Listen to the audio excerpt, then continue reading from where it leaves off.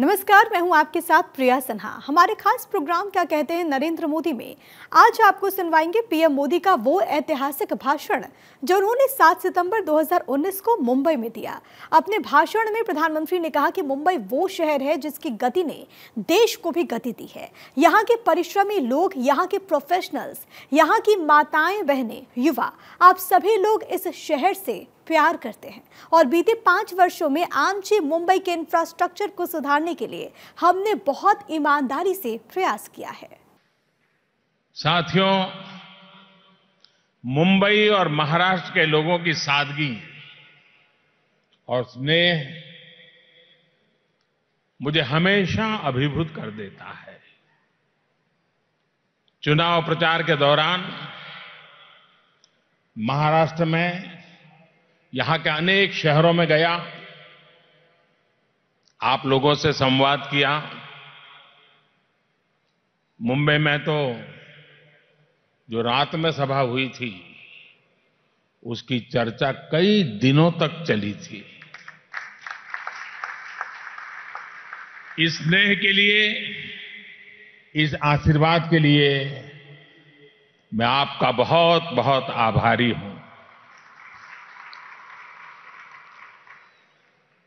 बनते बिगड़ते मौसम के बीच आज भी आप अपना समय निकालकर इतनी बड़ी तादाद में आकर के इस कार्यक्रम की शोभा बढ़ाई।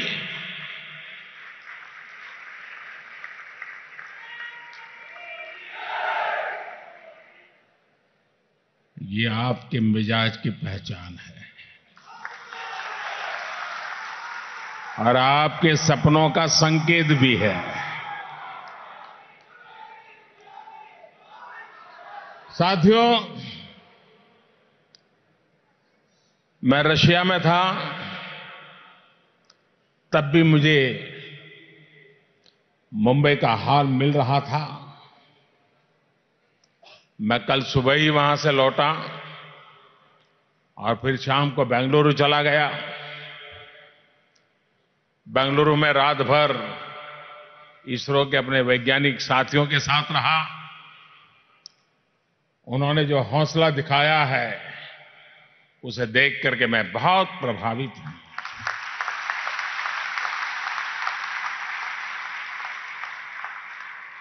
अपने लक्ष्य के लिए कैसे दिन रात एक कर दिया जाता है, कैसे विपरीत से विपरीत परिस्थिति में भी, बड़ी से बड़ी चुनौती में भी पूरी तन्मयता के साथ कैसे अपने लक्ष्य को प्राप्त किया जाता है, ये इसरो के हमारे वैज्ञानिकों, हमारे इंजीनियरों से हम सब सीख सकते हैं।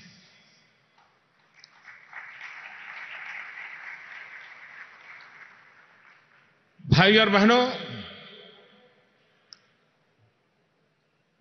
हमारे शास्त्र एक प्रकार से ज्ञान का भंडार है। भर्तृहरि ने कहा था,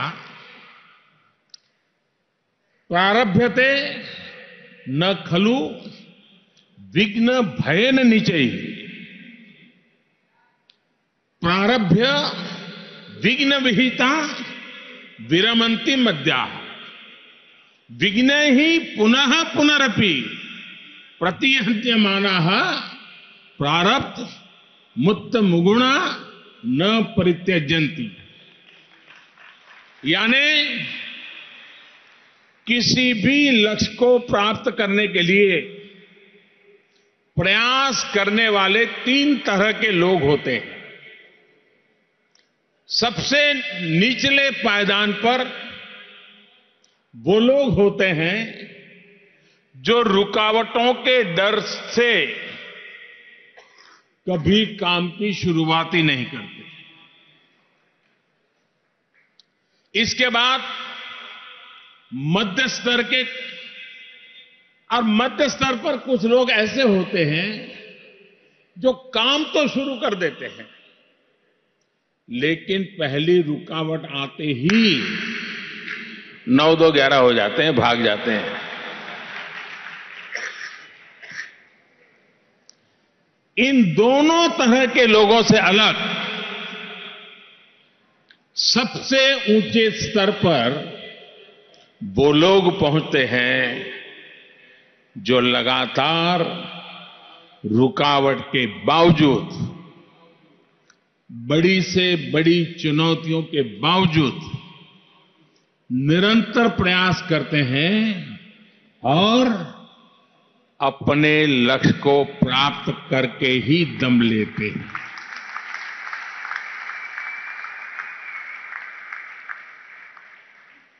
साथियों, इसरो और उसके साथ काम करने वाले लोग ये तीसरी प्रवृत्ति वाले लोग हैं। जब तक लक्ष्य प्राप्त नहीं हो जाता, वो न रुकते हैं, न थकते हैं, न बैठते हैं। अब मिशन चंद्रयान में एक रुकावट आज हमने देखी है, लेकिन इसरो के वैज्ञानिक तब तक नहीं रुकेंगे जब तक मंजिल पर नहीं पहुंच जाते।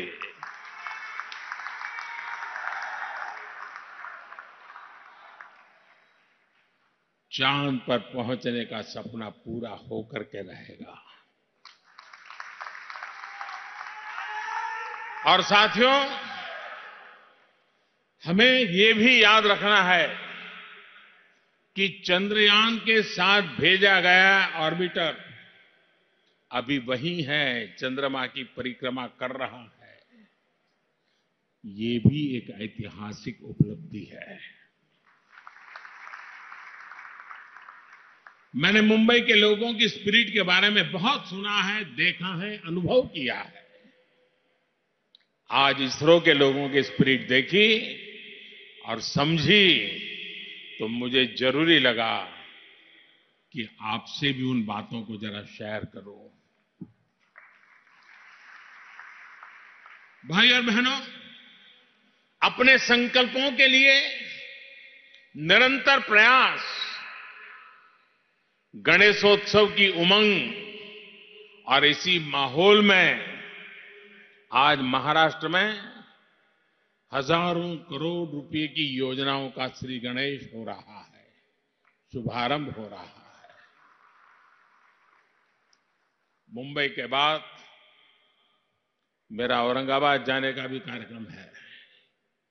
वहां भी अनेक परियोजनाओं की शुरुआत होगी। मैं विशेषकर मुंबई और उसके सब अर्बन इलाकों में रहने वाले लोगों को बहुत बहुत शुभकामनाएं देता हूं।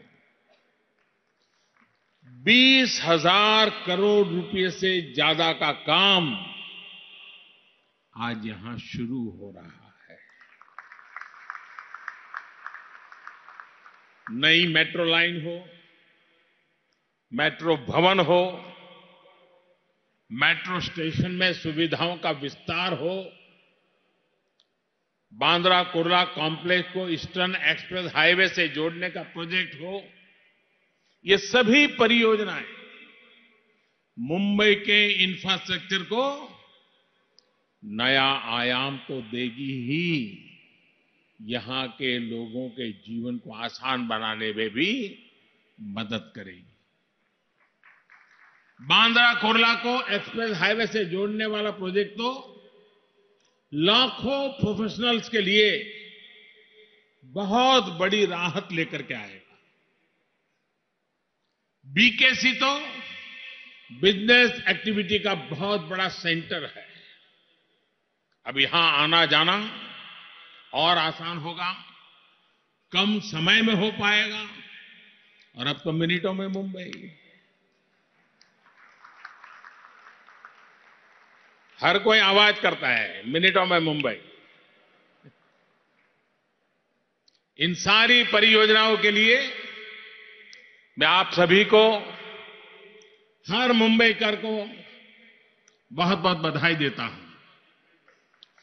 साथियों, मुंबई वो शहर है जिसकी गति ने देश को भी गति दी है।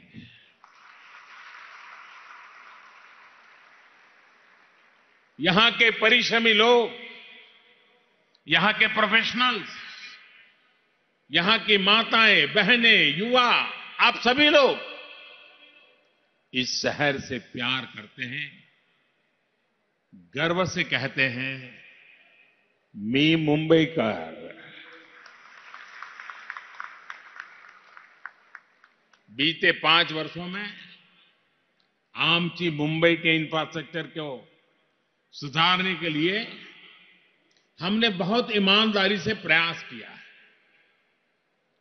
यहां फडणवीस जी की सरकार ने मुंबई और महाराष्ट्र के एक एक प्रोजेक्ट के लिए कितनी मेहनत की है, ये मैं भली भांति जानता हूं। आज इन्हीं सब प्रयासों का ही असर है कि मुंबई में धीरे धीरे बदलाव आने की शुरुआत हुई है। और मैं इससे सबसे सकारात्मक पक्ष ये देखता हूं कि वर्तमान के साथ ही भविष्य की जरूरतों, आने वाले दशकों की आवश्यकताओं के हिसाब से अभी से काम किया जा रहा है।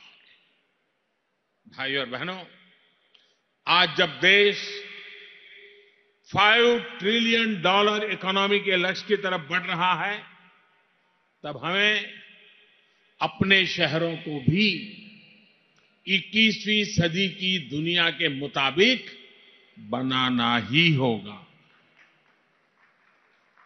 मोबिलिटी हो, कनेक्टिविटी हो, प्रोडक्टिविटी हो, सस्टेनेबिलिटी हो या फिर सेफ्टी, हर लिहाज से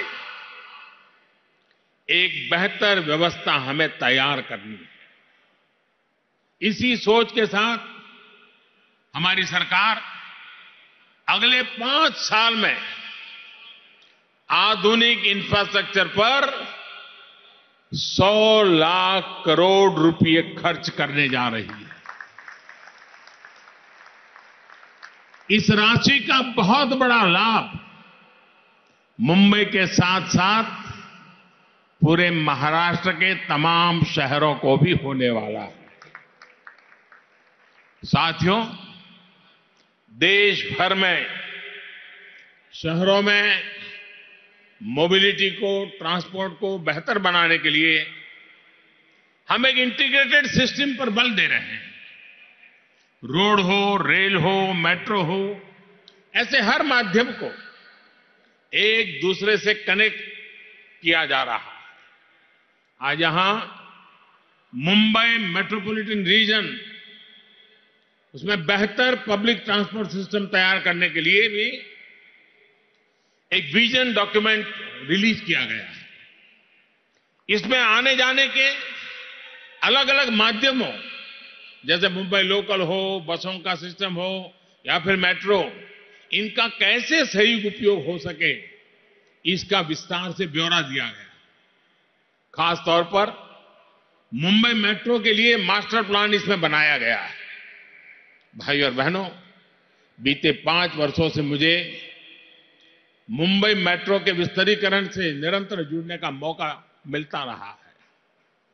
करीब 1.5 लाख करोड़ रुपए की लागत से मेट्रो नेटवर्क का विस्तार यहां किया जा रहा है। अभी मुंबई में सिर्फ 11 किलोमीटर का मेट्रो नेटवर्क है, लेकिन 2023-24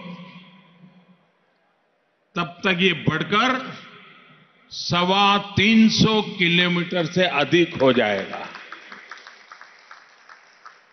इसका सबसे बड़ा लाभ ये होगा कि आज जितने लोग मुंबई में लोकल रेल से रोज सफर करते हैं, लगभग उतनी ही कैपेसिटी मेट्रो की भी हो जाएगी।